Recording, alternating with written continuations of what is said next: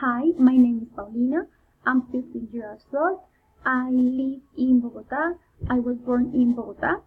Now I live with my husband and my dog. Currently, I work at Terpel and study business administration. In my free time, I like go to cine and listen to music. I don't have photos in Bogota, but I visited the Chicamocha National Park when I did a work travel.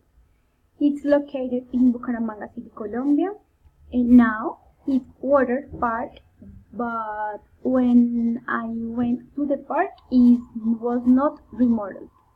The park is a way zone. It's very green. You find restaurants. The weather is very warm. The people are very friendly. The landscape is very beautiful. And also you find attraction, a cable car that transports you from side to side of the canyon. I recommend to visit the Chicamocha National Park. It's an ideal place to go with the family, especially with the children.